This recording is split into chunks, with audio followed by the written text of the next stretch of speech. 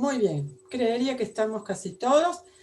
Entonces, primero, este viaje, digamos, por difusión, que hacen a favor de gradiente los gases,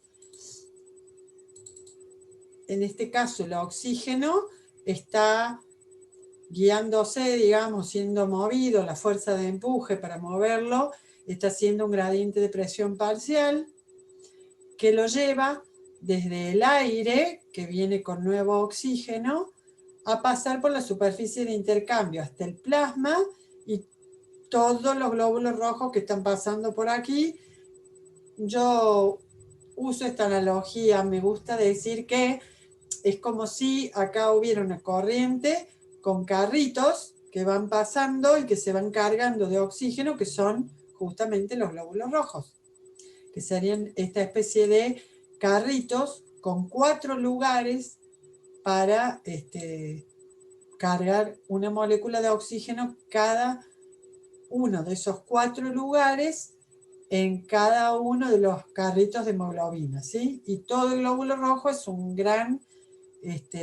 gran bolsa llena de hemoglobina que está siendo cargada en este momento por difusión. En el tejido va a pasar al revés, ¿no? En los tejidos van a haber células de los tejidos y el CO2 va a tener que pasar del plasma y de la sangre al aire, ¿sí? Sí, bien digo, de las células a la sangre y de la sangre en el pulmón hacer el camino al revés que el oxígeno, o sea, pasar de la sangre al aire, ¿sí? Por gradiente también, pero con sentido contrario. Muy bien.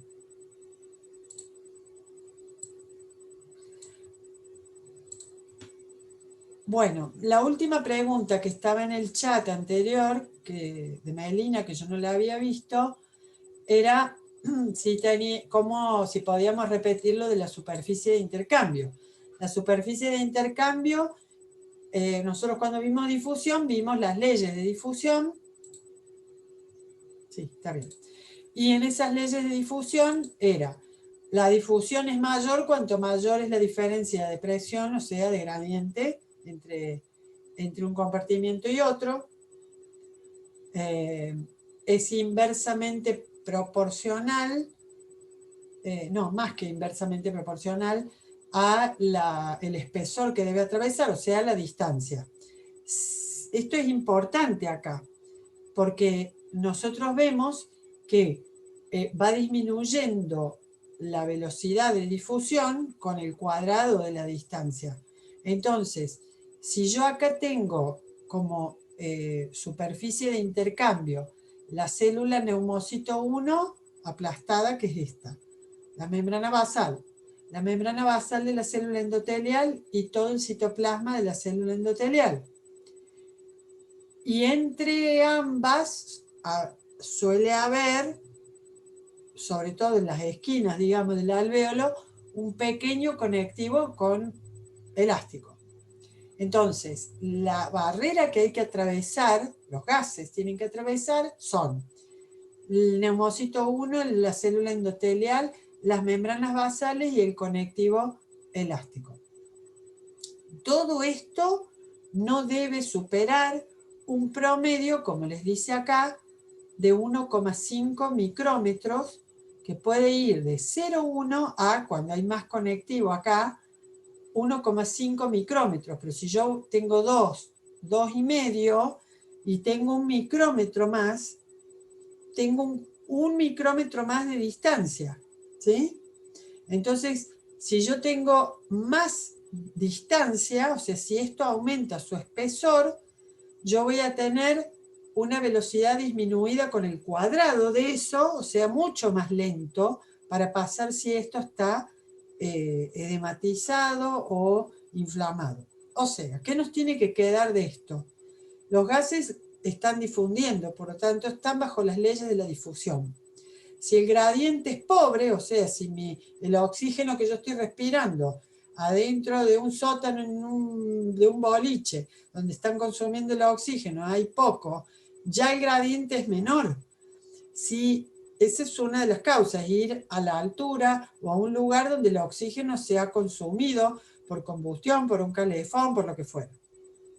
En segundo lugar, si dejamos el gradiente ok, o sea, si el gradiente está bueno, no deberían inflamarse los pulmones a nivel de los alvéolos, porque esto engrosa la superficie de intercambio y voy a empezar a ahogarme, voy a empezar a tener hipoxia, porque no va a alcanzar la velocidad de difusión para que la hemoglobina salga cargada al 98%, y entonces voy a empezar a saturar menos, o sea, yo voy a estar en hipoxia.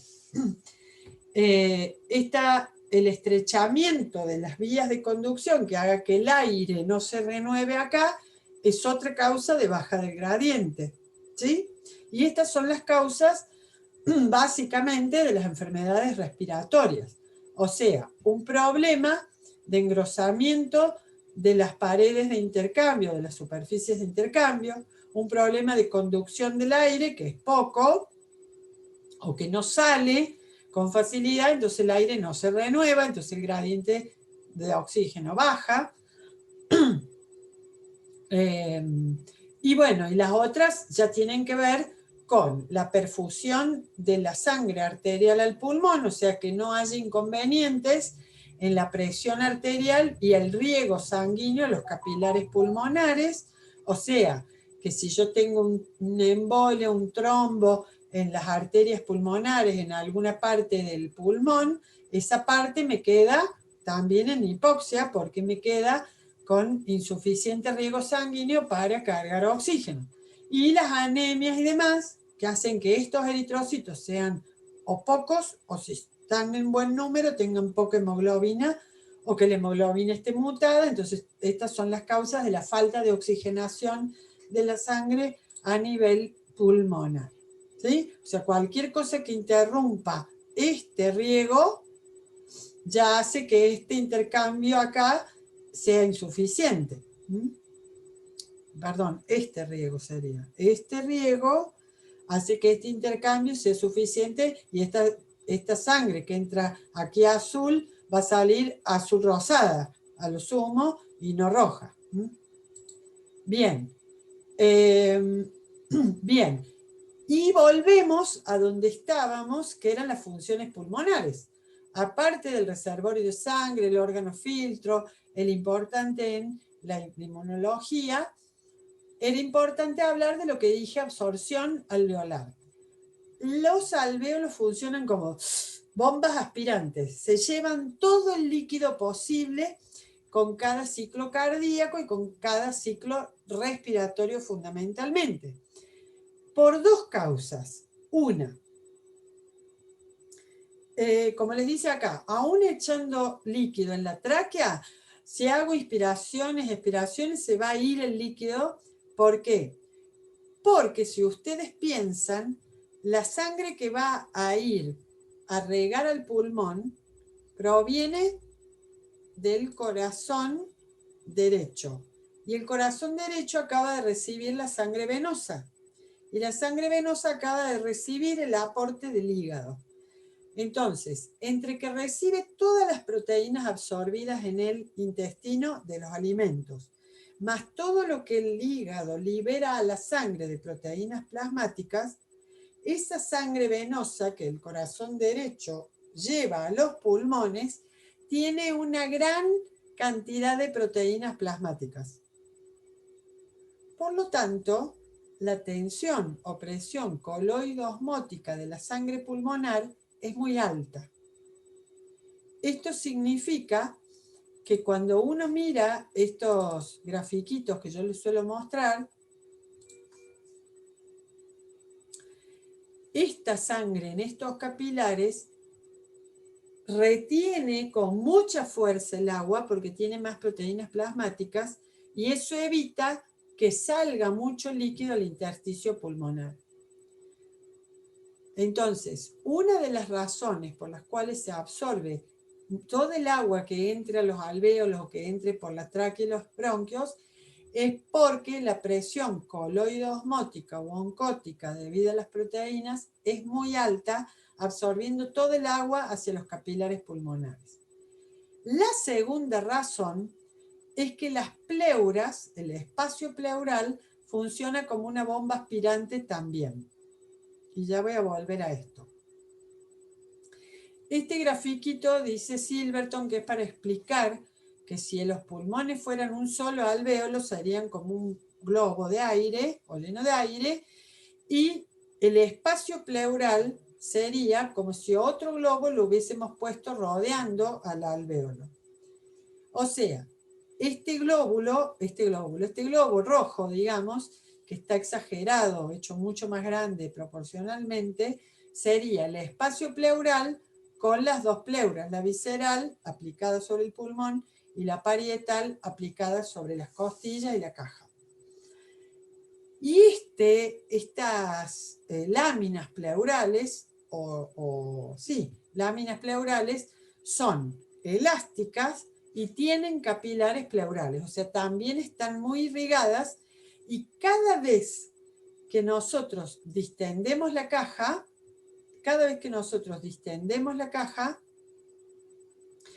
estamos haciendo que la caja se abra y entonces esa presión negativa tire de las pleuras, de la pleura parietal, obvio, porque está pegada. Pero aparte tira de ese espacio virtual que estaría dentro de ese globo rojo, haciéndole presión negativa.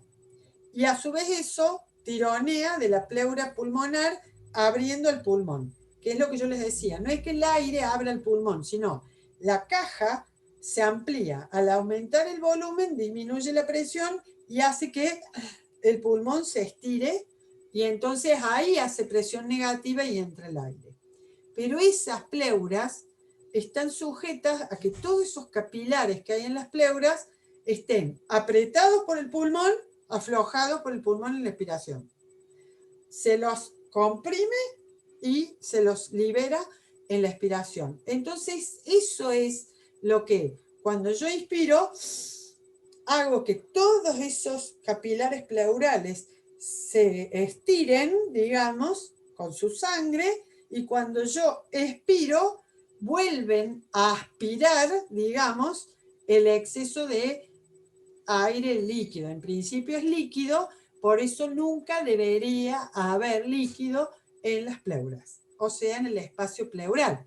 Porque además, si se llenaran de líquido y la bomba aspirante no funciona, la caja se distiende, pero no le puede transferir esa presión negativa al líquido excesivo, y entonces los pulmones solamente reciben poco de esa presión negativa y se estirarían muy poquito. Y eso pasa en lo que se llama la pleuresía o la pleuritis, cualquiera de las dos. La pleuritis es la inflamación de las pleuras que se ponen por infecciosas, por bacterias, lo que fuera, se inflaman, se ponen gruesas, y entonces este trabajo de absorción de líquidos y de transferir la presión negativa a los pulmones no lo pueden hacer. Entonces la persona hace esfuerzo mucho mayor, esfuerzo inspiratorio, para tratar de hacer que el gradiente de presión de los aires sea mucho mayor para lograr distender los pulmones. Y en la pleuresía, la infección o el daño de las pleuras hace que se puedan romper, que se puedan dañar, y entonces pierden, digamos, la capacidad de absorber ese líquido, ¿no es cierto?, y de transferir la presión negativa. Entonces, es como cuando uno dice yo voy a aspirar con algo que tiene una pinchadura, ¿no? Entonces, yo aspiro, pero la mitad del esfuerzo más se me va en la pinchadura, y entonces los pulmones no se distienden. Al no distenderse y estar con problemas las pleuras, empiezan al contrario, a separarse de la caja. Entonces la pleura visceral o pulmonar se separa de la caja, y entonces los pulmones quedan chiquitos, haciendo mal el intercambio, porque intercambian con un volumen de aire mucho menor y poco renovado, ¿sí? Entonces, volviendo a nuestro punto, Es importante. Entonces, a ver si lo puedo mostrar de nuevo como al principio. Es importante entonces sostener sano, sin infecciones y demás, este espacio pleural entre la pleura pulmonar y la pleura parietal, que está aplicada en este caso contra el diafragma o contra las costillas, músculos intercostales y demás. Acá no tiene que haber líquido, solamente el único líquido que está lubricando entre las dos y que siempre perfunde, pero se tiene que absorber el exceso. ¿Y qué pasa cuando esto se llena de líquido? El pulmón se empieza a separar, a ser más chiquito, a separar de la caja, perdiendo su suficiencia, o sea, una insuficiencia respiratoria. ¿Sí? Bien.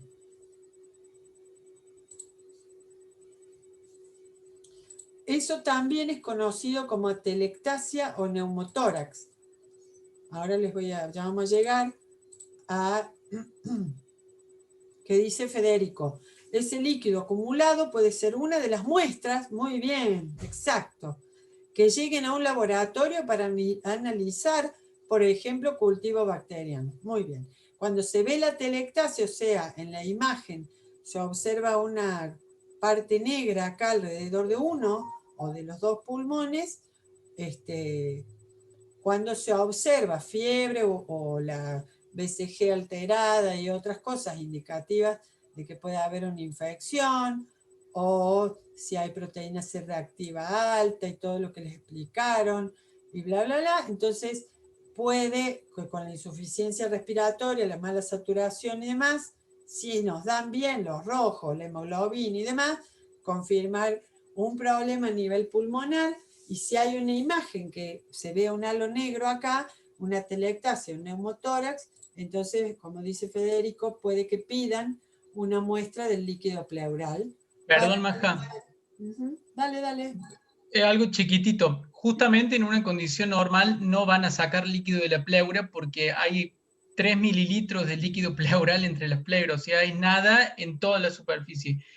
Cuando es grave, cuando hay mucha colección de líquido, cuando ya no saben qué carancho hacer, y es capaz que pinchen y saquen unos mililitros para mandártelo al laboratorio. No es común. Primero porque no hay pleuritis por todos lados dando vuelta, como si hubiese una gastroenteritis. Sí. O sea que es raro. Pero puede llegar a venir y va a priorizar un cultivo bacteriano porque generalmente es por eso que se produce una pleuritis, por una infección bacteriana. Así que van a querer saber contra qué bichos se están enfrentando. Pero eso es una situación muy extrema, muy rara y poquito líquido. Normalmente no podemos sacar.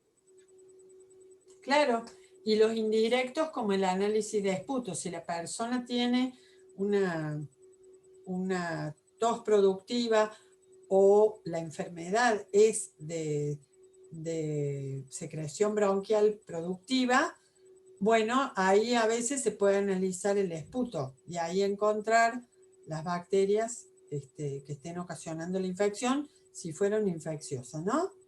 Bien ahí, bien Federico por meterte ahí, que hacía falta. Bueno, entonces, seguimos. La absorción a nivel alveolar, dijimos, debido a la bomba aspirante de las pleuras y porque los alvéolos en sí tienen su propia bombita aspirante, que son la presión oncótica de los capilares que les rodean, que tienen en sus paredes. También acuérdense de que los pulmones son reguladores o colaboradores de la regulación de la presión arterial, porque podían convertir la angiotensina 1, activarla y convertirla en angiotensina 2, o sea, activar la angiotensina 1 y convertir con la enzima activadora o convertidora de angiotensina, la ECA, en angiotensina 2 y promover así la elevación de la presión arterial. También son órganos endocrinos, aunque parezca mentira, secretan algunas hormonas en poca cantidad, pero bueno, suelen hacer su trabajo endocrino. Hay mezcladas en las células epiteliales antes de llegar a la parte alveolar, que secretan, por ejemplo, serotonina para regular el calibre de los vasos.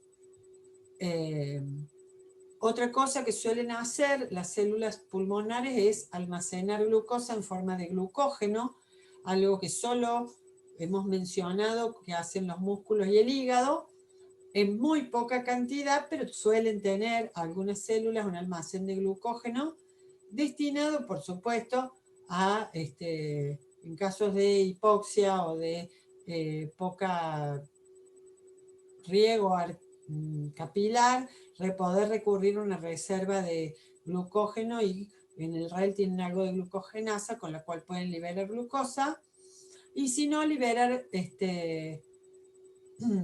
sí, liberar glucosa, bien digo, y bueno, son órganos filtro, por supuesto, de partículas peligrosas que puede haber en istmo de las fauces, cavidad bucal, las pobres muelas y dientes que a veces están con una infecciosa, a veces suelen contaminar el aire, y el pulmón también tiene que estar preparado para esto.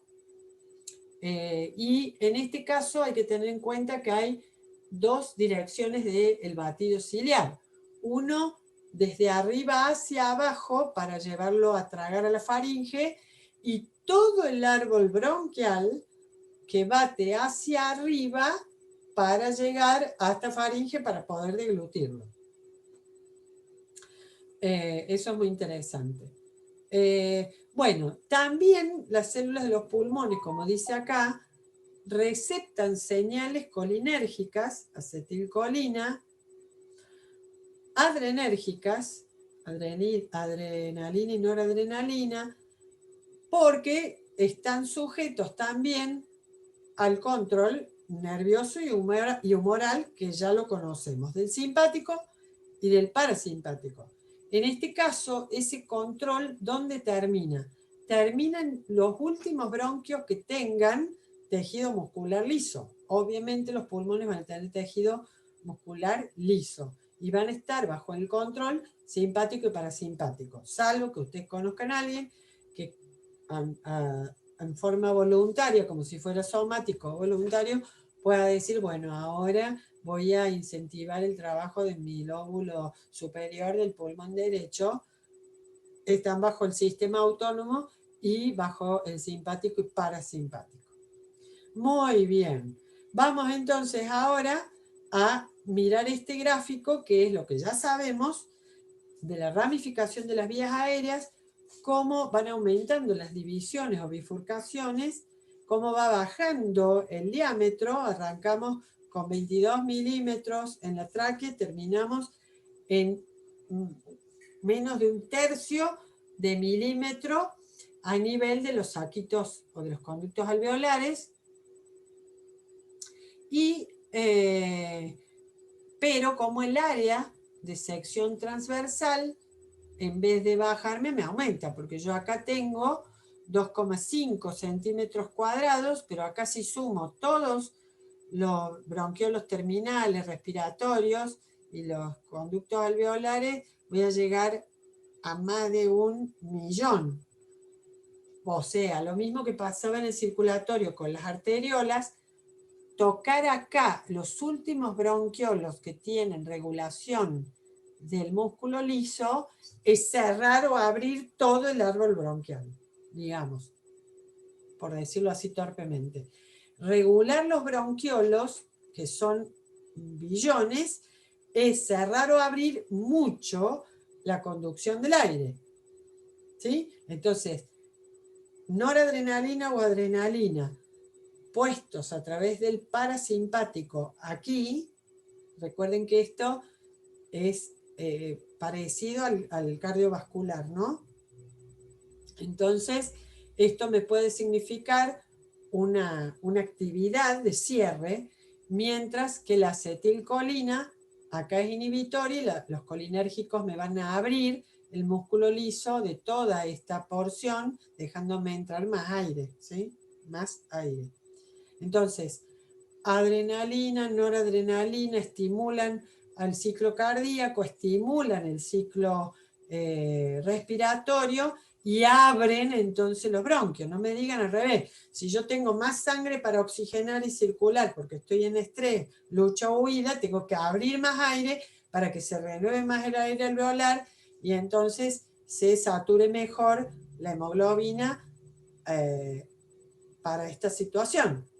Entonces, acá, adrenalina, noradrenalina, abren, relajan la musculatura lisa, permitiendo más flujo de aire, ¿sí? Acetilcolina cierra, ¿sí? Proveniente entonces del parasimpático, cierra el flujo de aire. Este esquema es lo mismo que yo ya les expliqué, nada más que con Silverton y un detalle más.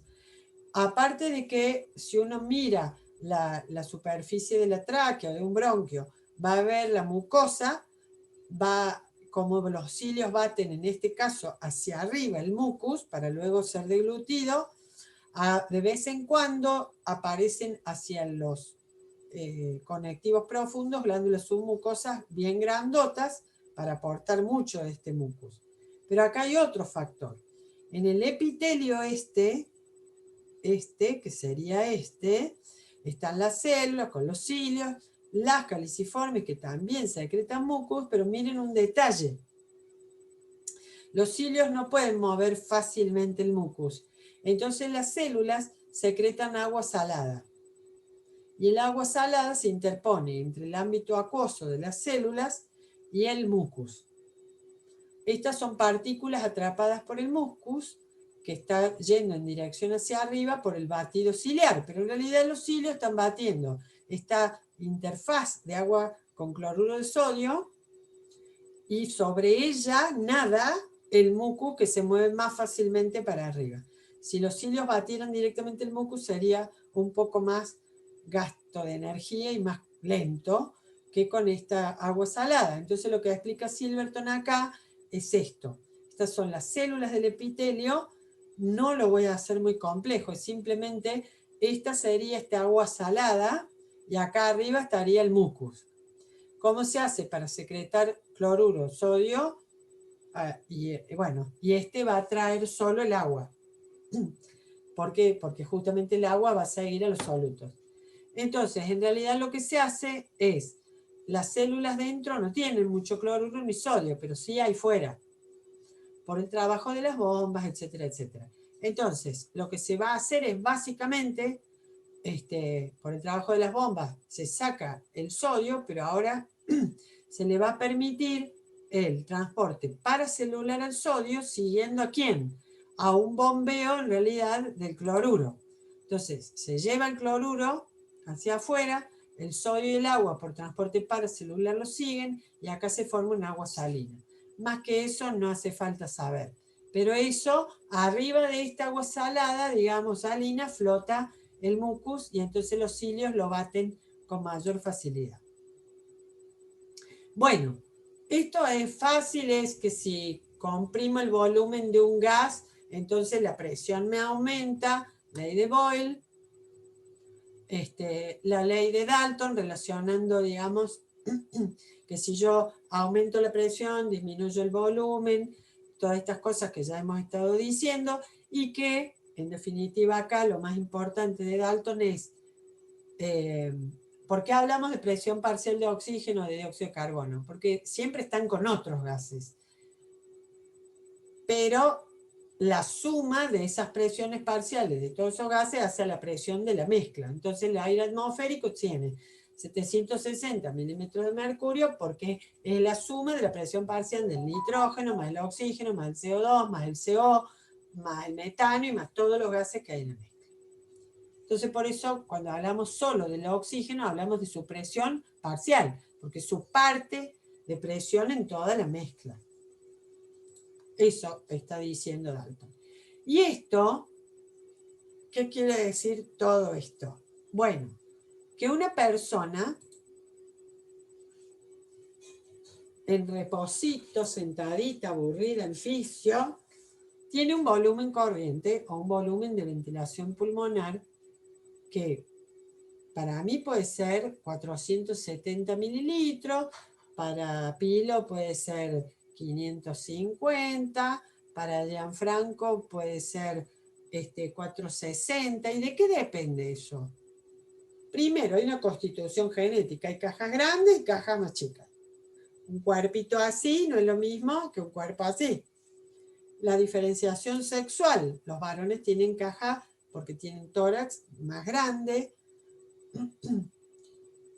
De la obesidad, de la distensibilidad de la caja, hay cajas que son más duras y cajas más blandas, cajas que permiten que los músculos se estiren más y otras que son más firmes, con más tono, más contraídos.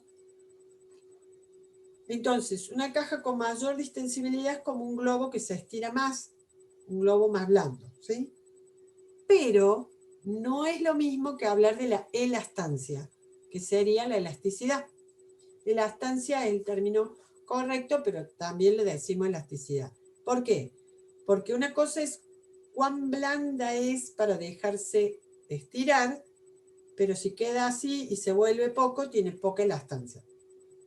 Pero si yo la estiro mucho y se vuelve bien hasta su estiramiento original, tiene buena elastancia.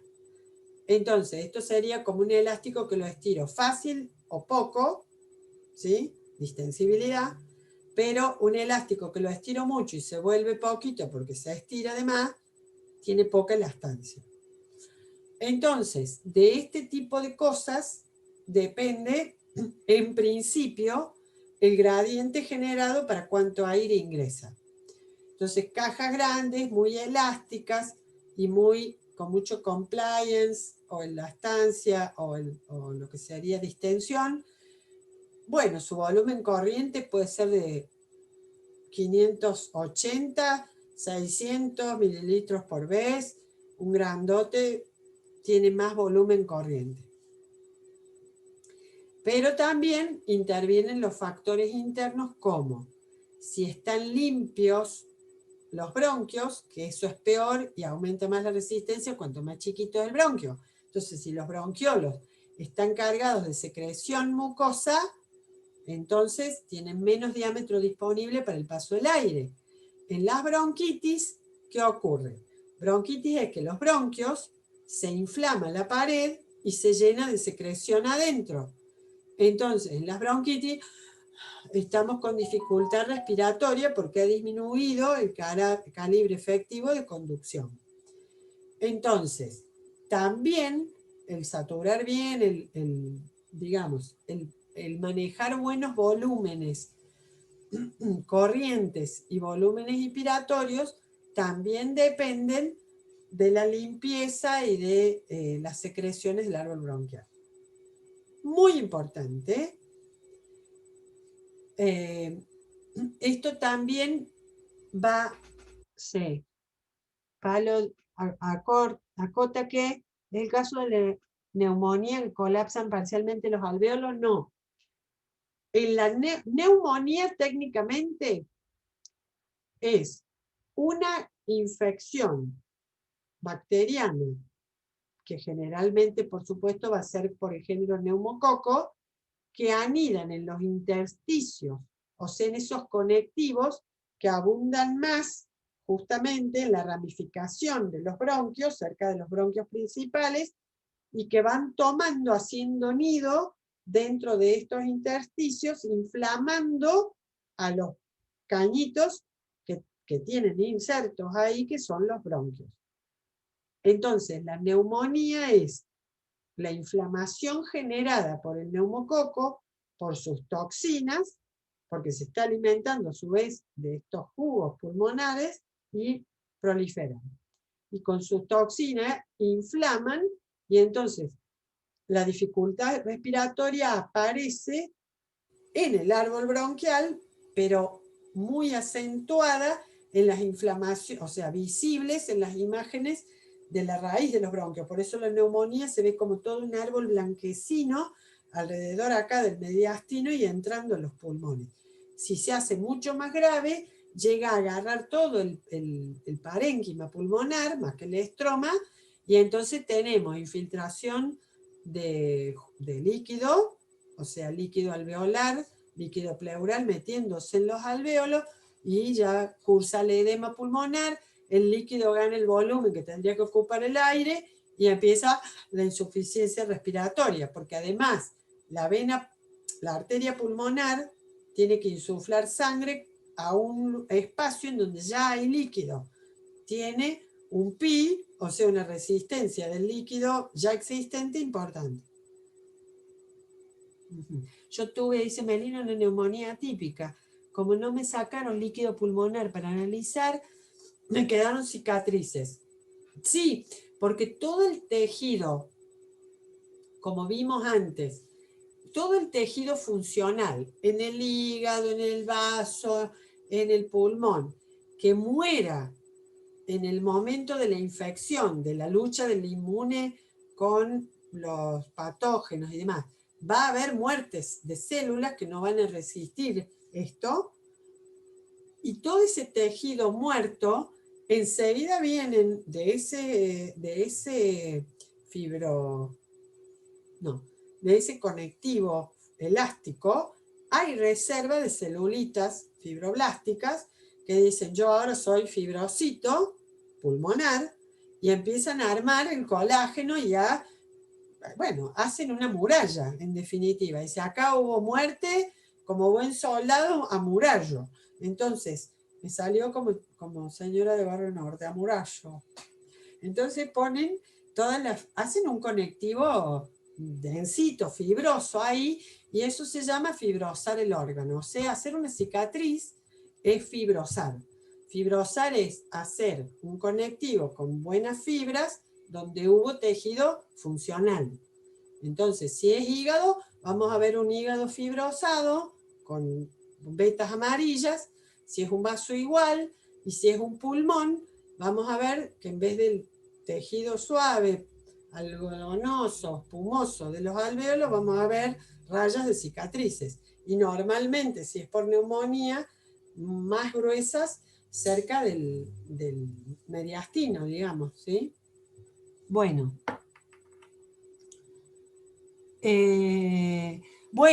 Sí, el coronavirus genera una infección respiratoria que comienza comienza en el sistema respiratorio alto, va cursando, esto en la mayoría de los casos porque es un virus que se comporta muy distinto de acuerdo al huésped, pero va cursando con los días una enfermedad que pasa normalmente por faringe, hace una faringitis, luego hace problemas en el árbol alto, hasta que genera